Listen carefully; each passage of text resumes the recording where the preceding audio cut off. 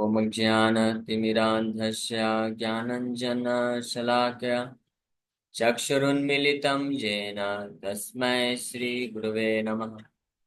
नमः विष्णुपादाय कृष्णपृष्ठाय भूतले श्रीमते भक्तिवेदान्तस्वामिन्निति नामिने।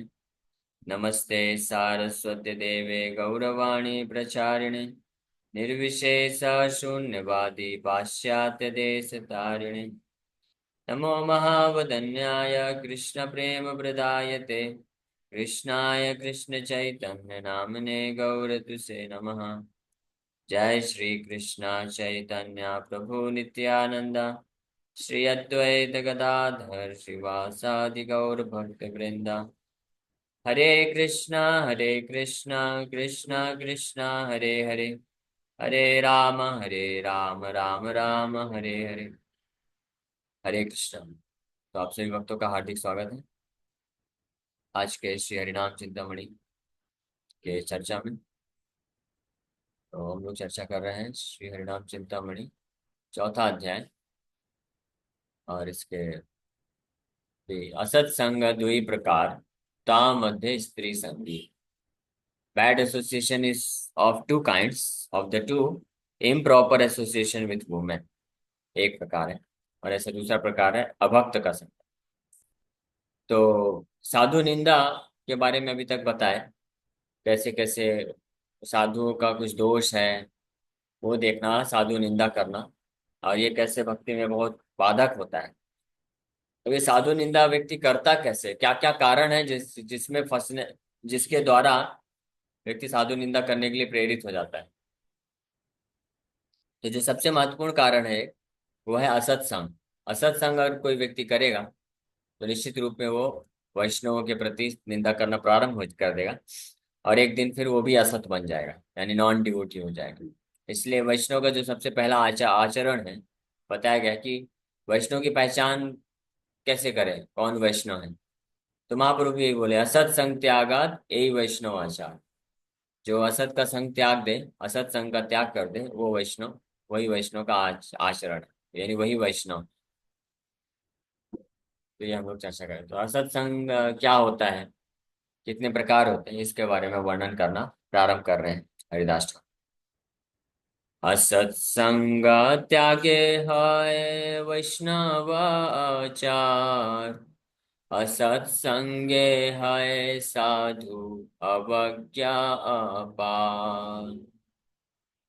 असत्संग को त्याग करने से ही वैष्णव कहलाता है, और असत्संग होने से साधु का जो है निंदा प्रारंभ होता है।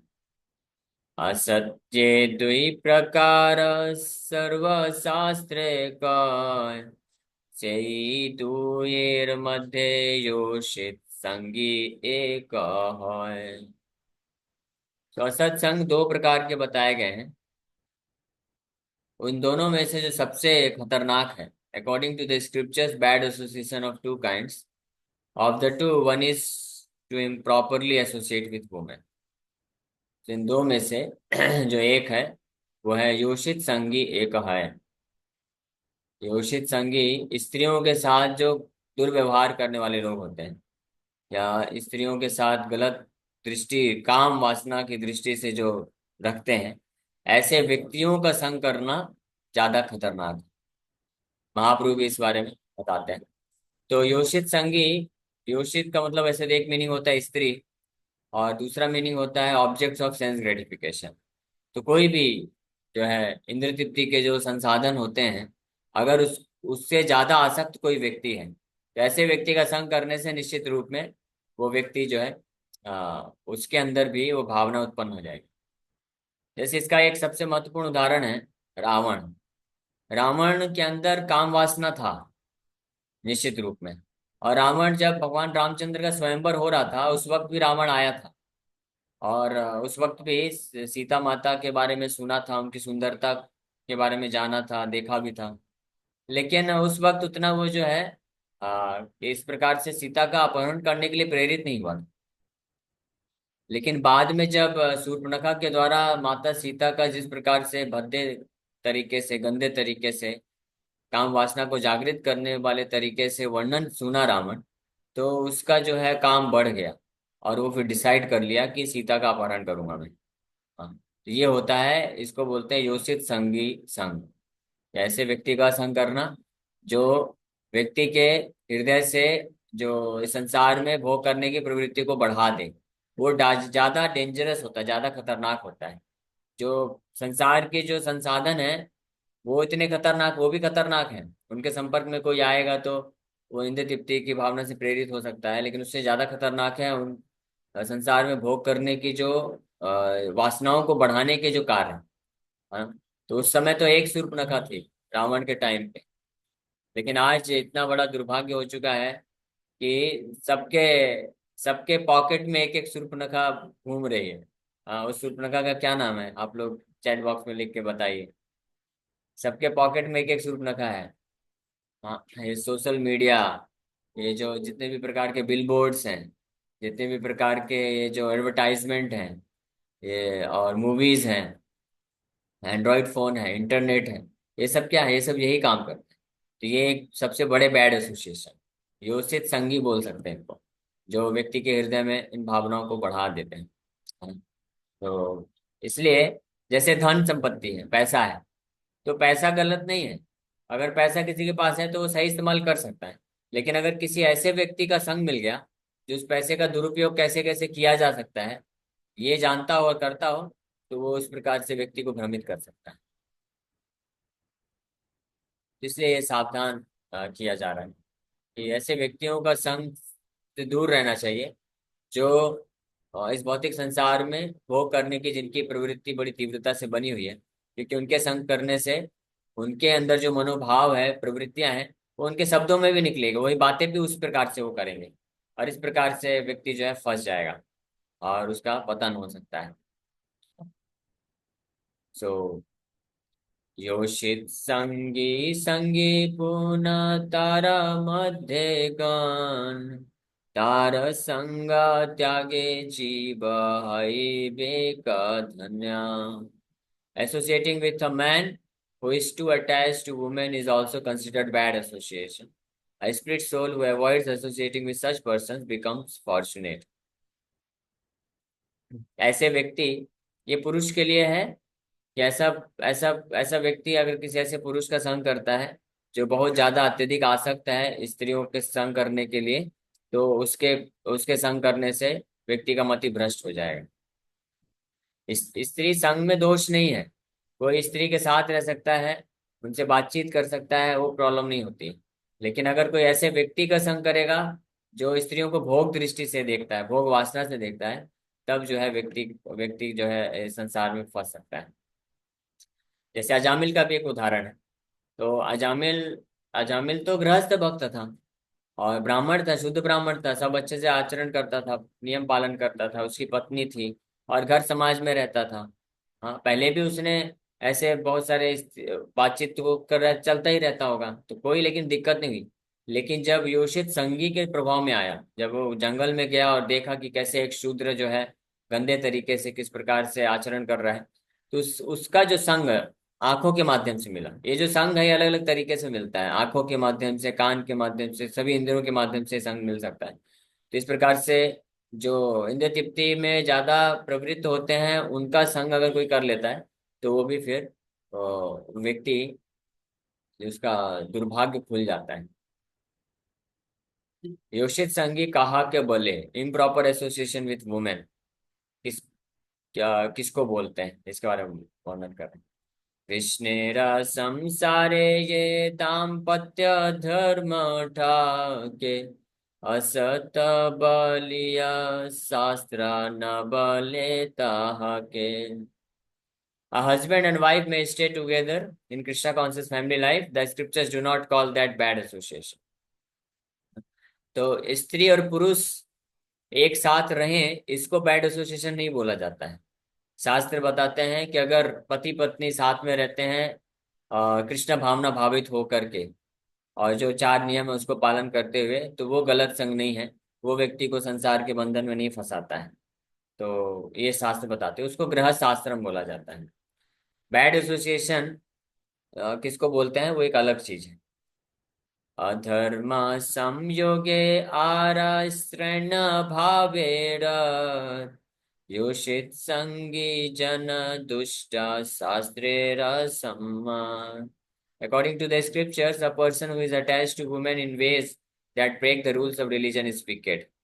शास्त्रों के अनुसार अगर कोई इस संसार में स्त्री से आसक्त होता है जो धर्म के नियम को तोड़ देता है, धर्म के नियम के विरोध में जाकर के जो कार्य होते हैं, जिसको सरल भाषा में प्रभुपाद जी बोले इलिसिट सेक्स, ये जो कार्य करता है वो वास्तव में शास्त्र बताते हैं कि वो बंधन का कारण बनता है और व्यक्ति को अधर्म हो जाता है और अधोगति को प्रदान करता है. इसलिए प्रभुपाद जी स्ट्रिक्टली बोले नो इलिसिट सेक्स, किसी भी प्रकार का अवैध स्त्री पुरुष संबंध नहीं रखना चाहिए.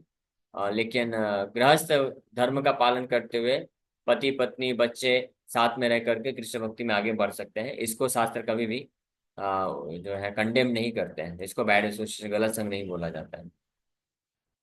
द्वितीय प्रकार असत कृष्णेते अभक्ति तीन प्रकार.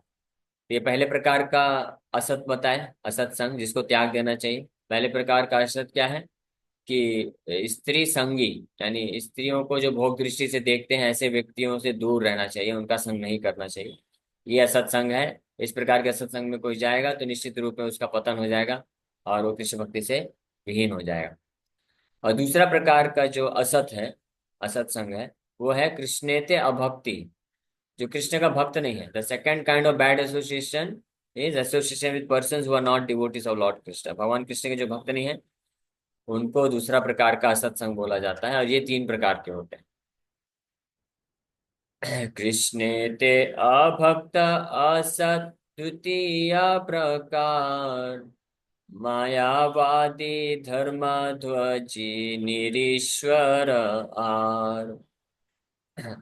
So कृष्णे ते अभक्त, wicked persons who are not devotees of Lord Krishna are of three kinds. Krishna के जो भक्त नहीं है वो ऐसा असत्संग का दूसरा प्रकार है.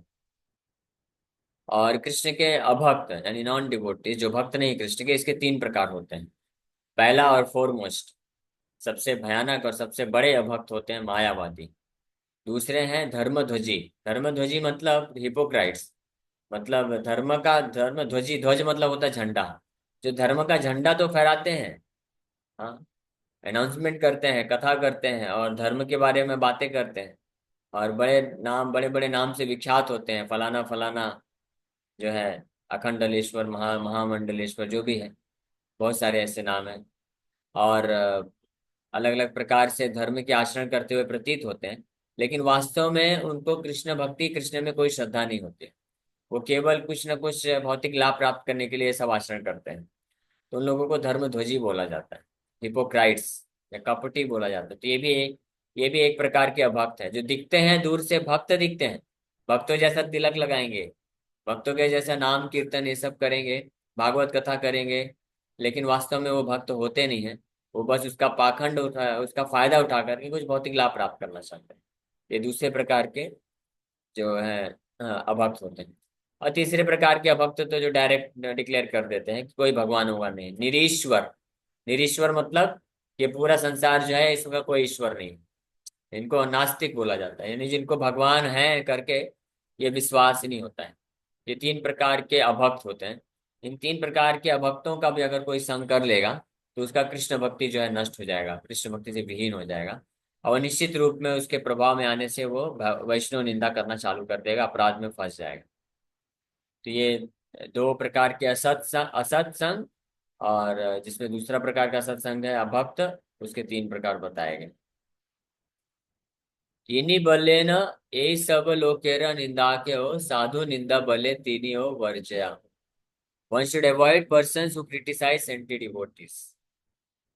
वर्जिले ये सब संग साधु निंदन, इहा के ये निंदा बले से verge. One should avoid the association of persons who criticize saintly devotees. जो भगवान के साधु भक्तों का निंदा करते हैं उनका स्ट्रिक्टली उनको उनका संग जो है छोड़ देना चाहिए. Strictly one should avoid association of persons.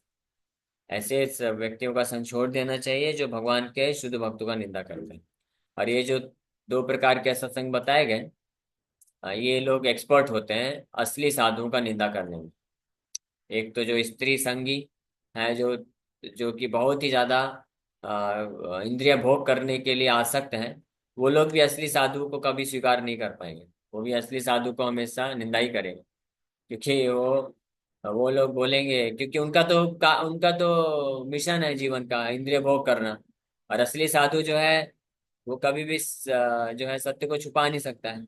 वो स्पष्ट बोल देता है, हाँ, कि ऐसा ऐसा शास्त्र के अनुसार है। अगर आप केवल इंद्रिय भोग के लिए समर्पित रहोगे, आसक्त रहोगे, तो आपका जो भविष्य है वो बहुत अंधकार में है। आपको नरक जाना पड़ सकता है।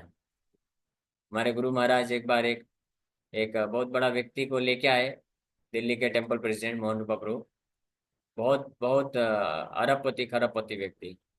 वो आते ही ऑन द स्पॉट मिला था। थोड़ा फेवरेबल था, 50,000 गीता स्पॉन्सर कर दिया। 50,000 भगवत गीता का कॉस्ट उसने दिया। तो मोहन रूपा प्रभु सोचे महाराज से मिलवाते हैं, तो और थोड़ा फेवरेबल बनेगा, मंदिर वगैरह के लिए भी डोनेशन देगा। तो बहुत बड़ा व्यक्ति है, तो कोई भी ये सोच करके तो थोड़ा सा वो रहेगा ना कि चलो इसको खुश करके रखते हैं।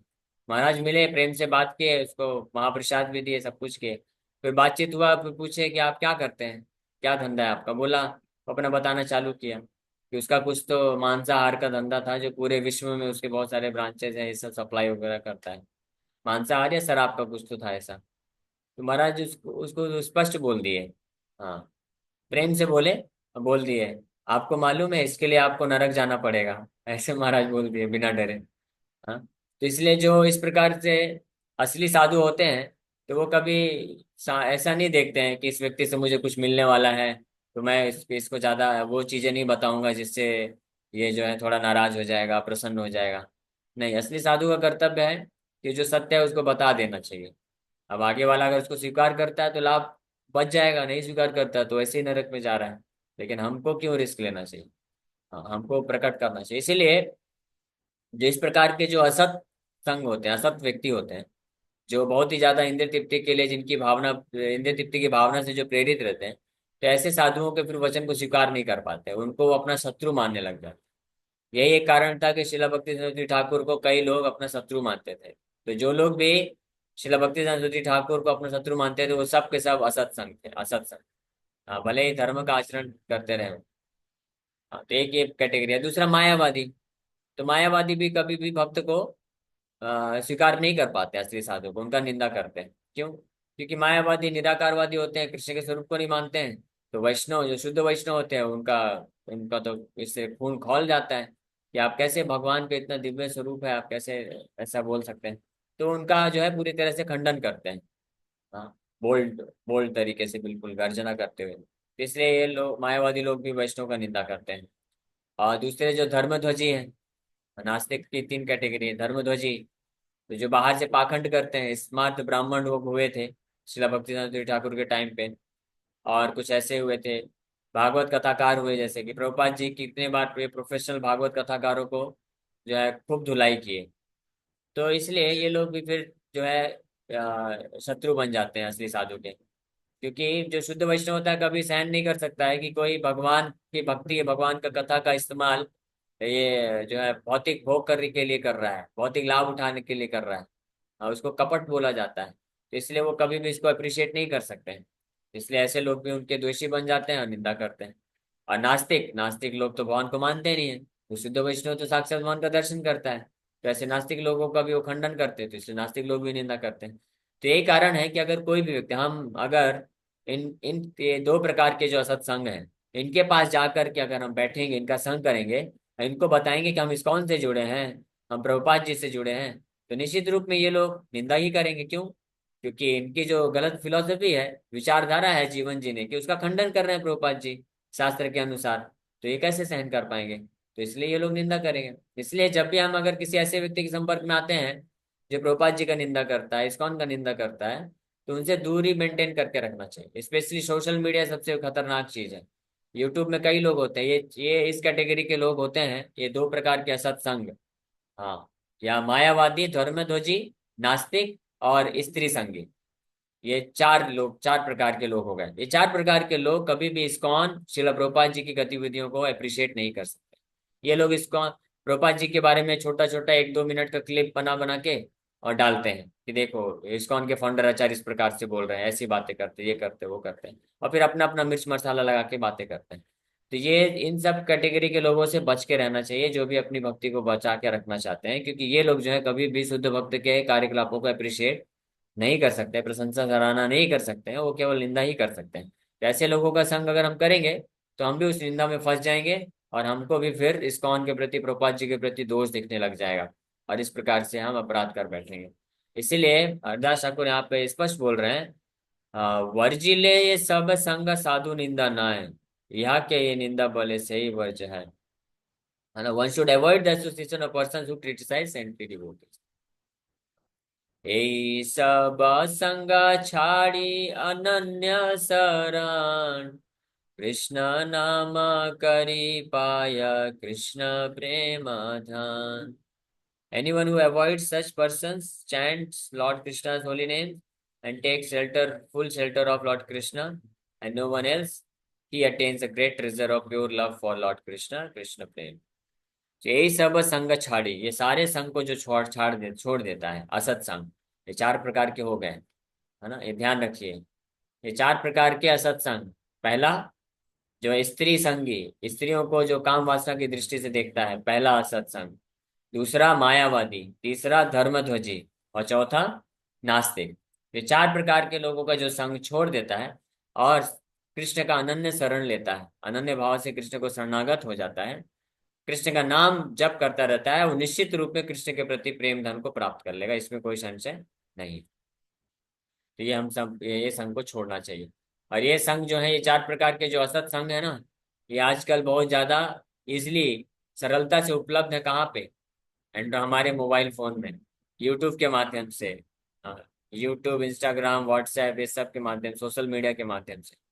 तो कभी भी उसमें ये सब नहीं जाना चाहिए, नहीं सुनना चाहिए ऐसे लोगों को, जो वास्तविक वैष्णव सिद्धांत प्रस्तुत नहीं करते हैं, उनसे दूर रहना चाहिए, नहीं तो हमारी भक्ति जो है नष्ट हो जाएगी। स्पष्ट यहाँ पे हरिदास ठाकुर हमको जो है अवगत करा रहे हैं, या सतर्क कर रहे हैं, सावधान कर रहे हैं।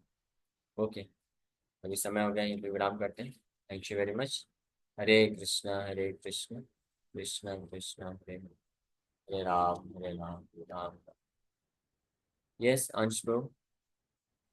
हरे कृष्ण गुरु धर्मपाल। प्रभु जैसे अभी हमने 4 संघ के बारे में बताया, तो उसमें एक ऑप्शन था हिपोक्रेट्स का। तो प्रभु जी, अभी हम कम लेक्चर देखते हैं, कभी कभी समटाइम कैसा होता है कि कथा वगैरह में जाते हैं किसी भागवत कथा में ऐसा, तो अपने को मालूम कैसे पड़ेगा, आइडेंटिफाई कैसे करें कि ये सही बोल रहे हैं या गलत बोल रहे हैं, कि हमको उनका सुनना चाहिए या नहीं सुनना चाहिए, कि हम जो कर रहे हैं वो गलत है या सही है, कैसे आइडेंटिफाई करेंगे? हरे कृष्ण। ओके, ठीक है। तो पहली बात तो हमको एक्चुअली जरूरत नहीं, अगर टू बी वेरी फ्रैंक, जैसे अगर मैं अपनी बात करूं, तो अगर हमको पूर्ण रूप से विश्वास है, हमने अगर पूरी तरह से जज कर लिया है, देख लिया, ऑब्जर्व कर लिया है कि शिला प्रभुपाद जी वो महान शुद्ध वैष्णव आचार्य हैं, संत हैं, और इस्कॉन में ऐसे अनेकों शुद्ध वैष्णव आचार्य हैं, संत हैं, भक्त हैं, तो फिर हमको जरूरत नहीं है कि किसी अन्य व्यक्ति को सुनने का, जिसके बारे में हमको पता नहीं है, डाउटफुल है कि हाँ ये सच में वास्तविक संत हैं या केवल प्रोफेशनल है। इसे जरूरत नहीं है, हमको जो भी चाहिए सब कुछ मिल जाएगा, प्रभुपाद जी के ग्रंथों में सब कुछ मिलेगा, प्रभुपाद जी के लेक्चर्स में सब कुछ मिलेगा, और प्रभुपाद जी के कई महान शिष्य हैं, उनके द्वारा हमको सब कुछ मिल जाएगा, तो जरूरत कहाँ है, there is no need at all. ठीक है, लेकिन फिर भी अगर किसी को चेक ही करना है, क्योंकि ये कई बार बाहर से केवल आप ऑनलाइन या यूट्यूब में बस सुनने मात्र से पता नहीं चलता है, क्योंकि ये धर्मध्वजी होते हैं, या मायावादी भी कई बार, आजकल के मायावादी भी ऐसे हो चुके हैं। मायावादी के पहले के मायावादी तो स्ट्रेट फॉरवर्ड बात बोलते थे, जैसे शुद्ध वैष्णव जिस प्रकार से स्ट्रेट फॉरवर्ड चीज बोलते हैं, तो शुद्ध मायावादी लोग भी स्ट्रेट फॉरवर्ड बात करते थे, वो भगवान के स्वरूप को नहीं मानते तो नहीं मानते, लेकिन आज के मायावादी भी भागवत कथा करते हैं बैठ कर, क्योंकि उनको फॉलोवर चाहिए, और फॉलोवर फॉलोवर तब मिलेंगे जब वो थोड़ा रसमय भक्तिमय तरीके से बात करेंगे, तो वो भी कृष्ण भक्ति की बात करते हैं, तो पहचान पाना बड़ा मुश्किल है जब तक हम उनके पर्सनल आचरण को ना जाने। अब लेकिन कभी फिर भी अगर जो मायावादी या धर्मध्वजी होते हैं, उनके प्रवचन में, उनके आचरण में ये धीरे धीरे झलकने लग जाता है कि अल्टीमेटली इनका मायावाद का कॉन्सेप्शन है, ये जो है निराकारवाद का है विचारधारा। तो इससे डिफिकल्ट है, आज के हौच ये सिस्टम जो हो गया है भारत में, हौच पौच हो चुका है, स्पष्ट रूप में वैष्णव कौन है और कौन नहीं है ये समझ पाना डिफिकल्ट है। एक एक पैरामीटर ये है, इसलिए श्रीला प्रभुपाद जी बोले कि हमको केवल उन वैष्णव से सुनना चाहिए जो प्रामाणिक संप्रदाय में आते हैं, गुरु शिष्य परंपरा में आते हैं। तो 4 वैष्णव संप्रदाय हैं, उनमें से किसी एक प्रामाणिक संप्रदाय में आना चाहिए। ठीक है। लेकिन दूसरी बात है कि वो जो प्रस्तुत कर रहे हैं शिक्षाएं, तो वो उन संप्रदाय की शिक्षाओं को प्रस्तुत करने चाहिए। हाँ, उस संप्रदाय में दीक्षा तो ले लिया है लेकिन शिक्षा कुछ और ही प्रस्तुत कर रहे हैं, तो भी वास्तव में वो वास्तविक जो है वैष्णव नहीं है। केवल किसी ने दीक्षा ले लिया है संप्रदाय में, तो जरूरी नहीं कि वो वैष्णव संप्रदाय में दीक्षा लिया तो वैष्णव ही होगा। वो भी मायावादी हो सकता है। जैसे इस्कॉन में कोई मान लीजिए दीक्षा ले लिया है, लेकिन अगर वो प्रभुपाद जी की शिक्षाओं को प्रस्तुत नहीं कर रहा है, वो किसी न किसी अलग अलग मायावादियों को कोट कर रहा है और मायावाद शिक्षा को दे रहा है, तो फिर वो दीक्षा लेना वो उसका कंप्लीट नहीं हुआ। दीक्षा बस एक फॉर्मेलिटी नहीं। उसी प्रकार से अलग अलग 4 संप्रदाय हैं, चारों प्रामाणिक संप्रदाय हैं। तो चारों प्रामाणिक संप्रदाय के प्रमुख आचार्य हैं, श्री संप्रदाय के रामानुजाचार्य हैं। तो श्री संप्रदाय में आने वाले अगर कोई भी आचार्य है, कोई भी वैष्णव है, तो कुछ बोलते हैं तो रामानुजाचार्य की शिक्षा से मैच करना चाहिए। चाहे रामानुजाचार्य हो, मध्वाचार्य हो, निम्बार्क स्वामी हो, विष्णु स्वामी हो, और हमारे संप्रदाय में श्री चैतन्य महाप्रभु, सबकी शिक्षाएं क्या है कि परम भगवान कृष्ण या नारायण परम भगवान है और हम सब उनके दास हैं। और उनका दिव्य स्वरूप है, वो सच्चिदानंद स्वरूप है, सच्चिदानंद उनके गुण है, उनका दिव्य धाम है, वैकुंठ धाम है, कृष्ण लोक है। ये स्पष्ट संबंध ज्ञान प्रदान करते हैं। दूसरा, वो कभी लोगों को भ्रमित नहीं करते हैं। ये सो कॉल समाज सेवा, वेलफेयर एक्टिविटी और जो मटेरियल ड्यूटीज को स्पिरिचुअल बना के नहीं बताते, वो स्पष्ट बताते हैं कि अगर आप इस भौतिक संसार के जो भौतिक कर्मों धर्मों को पालन करेंगे तो पुण्य मिलेगा, स्वर्ग मिलेगा। लेकिन अगर आप भगवत धाम वैकुंठ धाम प्राप्त करना चाहते हैं तो कृष्ण का सेवा, नारायण का सेवा करना पड़ेगा। ये स्पष्ट बताते हैं, क्योंकि कई बार ऐसा देखा गया है कि कुछ लोग प्रामाणिक संप्रदाय में तो आते हैं लेकिन शिक्षा कुछ और ही देते हैं। बोलते हैं कि आप केवल अपने माँ बाप का सेवा करते जाओ, वही परम सिद्धि है। वो कैसे परम सिद्धि है? गीता में भगवान ने ऐसा कहीं नहीं बोला कि केवल अगर आप माँ बाप का या सगे संबंधियों का या मनुष्य का। कुछ लोग बोलते हैं केवल मानव कल्याण के लिए कार्य करते जाओ। मानव कल्याण के लिए कार्य करते जाओ, सही बात है, लेकिन कैसा कल्याण? किसकी बात की जा रही है? कृष्ण भक्ति देने का कल्याण की बात की जाती है। सर्वभूत हिते रता, गीता में जो भगवान बोलते हैं, कृष्ण भक्ति के लिए बार बोलते हैं। लेकिन केवल रोटी कपड़ा मकान ये सब देते जाएंगे, वो मानव सेवा हुआ, भौतिक धर्म हुआ, भौतिक पुण्य मिलेगा, उससे परम सिद्धि कैसे मिल सकती है? तो इस प्रकार से कई बार ऐसे भी साधु होते हैं जो भागवत कथा में कथा तो करेंगे, सब कुछ भक्ति का अलग अलग कृष्ण की लीलाएं वर्णन करेंगे, तो पता नहीं चलता है। लेकिन अंदर ही अंदर फिर बाद में वो प्रेरित लोगों को यही करते हैं कि आप करते रहो, आप समाज सेवा करो, लोगों का सेवा करो, माँ बाप का सेवा करो, यही आपका सबसे बड़ा सेवा है, वही आपके लिए भगवान है, ऐसा बोल देते हैं। वो खुद खुद जो है शास्त्र पढ़ते हैं, नाम जप भी करते हैं, लेकिन लोग जब पूछने आते हैं तो उनको बोलते हैं कि आप जो है लोगों का सेवा करो, यही वही आपके भगवान है। हमारे भगवान तो ये है, तो हम उनका नाम जप करते हैं। आपके भगवान आपके माँ बाप हैं। तो इस प्रकार से लोग को भ्रमित नहीं करना चाहिए। तो इसलिए बहुत जरूरी है कि हम अगर कन्विंस हो गए हैं, हम जानते हैं श्रील प्रभुपाद जी वो महान शुद्ध वैष्णवाचार्य हैं, तो हमको उन पे स्टिक हो जाना चाहिए। We should stick to him only, और आगे बढ़ जाना चाहिए। ठीक है, ओके, क्लियर है। जी प्रभु, हरे कृष्णा। एक और था प्रभु जी, जैसा भी आपने बताया था ना कि जैसे इंस्टाग्राम में इस्कॉन के रिलेटेड बहुत सारे टिप्पणी की जाती है, तो मैंने देखा था। लेकिन आपने जब भी हम लोग ने हरिनाम कीर्तन वाला आपने स्टार्ट किया, तो इसमें आया था ना, जो भी जैसे ऐसा कुछ बोले तो रॉन्ग है, क्योंकि हम उससे कनेक्टेड थे, हमको पता है सही क्या है, सही गलत क्या है। वो जो बोलो वो गलत है, क्योंकि उन्होंने इनका फॉलो नहीं किया, उनको लेक्चर अटेंड नहीं किया, तो उनको कैसे मालूम पड़ेगा सही क्या है गलत क्या है।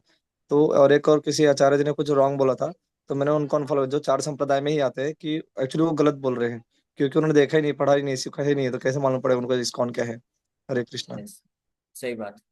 वहीं दूसरे और चारों संप्रदाय में जो भी वास्तविक आचार्य हुए हैं ना, वो उन्होंने सबने श्रीला प्रभुपाद जी को अप्रिशिएट किया है। चाहे श्री संप्रदाय हो या कोई भी संप्रदाय हो, जो जो जेन्युइन फॉलो कर रहे हैं अपने संप्रदाय के आचार्य को, तो वो निश्चित रूप में प्रभुपाद जी की गतिविधियों को सराहना किए हैं और उसको अप्रिशिएट करते हैं। ओके, समय हो गया। लास्ट क्वेश्चन ले लेते हैं, आराधना माता जी।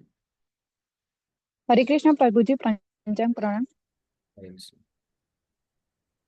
प्रभु जी, मेरा हाँ। प्रश्न ये था कि अभी हम जॉब करते हैं तो वहाँ पर 4 नियमों का मोस्ट ऑफली कोई पालन नहीं करता है, तो हम उनसे कैसे बचे? जैसे घर पे तो होते हैं तो हम सबसे बच जाते हैं, जब जॉब पर आते हैं तो उनसे डील तो करनी ही पड़ती है, बातचीत वगैरह, तो कैसे बचे? नहीं, बातचीत वगैरह जो इस संसार में जो भौतिकवादी लोग हैं, बातचीत करना चाहे कोई जैसे जॉब धंधा करता है, तो हमारे जॉब धंधा में कलीग हैं, वो लोग हो सकते हैं, तो उनमें से कोई हो सकता है मायावादी होगा, धर्मध्वजी होगा, या भौतिकवादी होगा, नास्तिक होगा। तो वो एक अलग बात है, क्योंकि हम वहां पे उनका जो संग कर रहे हैं या उनसे जो लेन देन है, बातचीत है, वो केवल अपने धंधे या काम से रिलेटेड कर रहे हैं, तो उसमें कोई दिक्कत नहीं, वो कर सकते हैं। लेकिन उनके साथ जो है विचार विमर्श नहीं करना चाहिए आध्यात्मिक चीजों पे। अगर आपको मालूम है कि ये मायावादी हैं, तो फिर एक आध बार बातचीत करने पता चल जाता है, तो फिर उनसे इस आध्यात्मिक विषय में चर्चा नहीं करना चाहिए। अगर वो हमसे सुनने के लिए तैयार हैं तो हम तैयार हैं उनको बातचीत करने के लिए, लेकिन हमको उनका नहीं सुनना है। हाँ, कुछ लोग इसमें बोलते हैं अच्छा भाई ये बात है, आप अपना सुनाना चाहते हो और हमारा नहीं सुनना चाहते, तो हाँ यही बात है, हम आपका जहर नहीं लेना चाहते हैं। हमारे पास जो शिक्षा है हमारा नहीं है, हमारे शुद्ध वैष्णव आचार्य प्रभुपाद जी का है, कृष्ण का है, वो अमृत में है। हमारे पास वो अमृत है, हमारा नहीं है। आप अगर हमसे ये अमृत लेना चाहते हो तो हम देने को तैयार हैं, लेकिन आप बोलोगे आपका हम जहर ले लें तो हम नहीं लेंगे। तो इससे अच्छा तो अगर जो केवल ये जो नास्तिकतावाद है, भौतिकतावाद है या मायावाद है, ये सब की विचारधारा आपको बताना चाहता है, कन्विंस करने की कोशिश कर रहा है, तो या तो आप उसको काउंटर करिए, या तो उसको आप जो है इस प्रकार से शास्त्रों के द्वारा, लॉजिक के द्वारा, आर्गुमेंट के द्वारा डिफीट कर दीजिए। या तो फिर उनसे डिस्टेंस बनाइए, इस बारे में बातचीत नहीं करना चाहिए, केवल जो अपना काम धंधे से रिलेटेड है उतना प्रेम पूर्वक अच्छा व्यवहार रखना चाहिए, उनको प्रसाद खिलाना चाहिए, व्यवहार अच्छा रखना चाहिए। और बाकी ये भौतिक काम से बस लेन देन करना चाहिए, तो उसमें फिर हम नहीं फंसेंगे। फिर वो जो है हमको भौतिक, वो असत संग में फिर वो नहीं आता है। ठीक है, क्लियर है। जी प्रभु जी, थैंक यू सो मच। हरे कृष्ण। हरे कृष्ण। पंचांग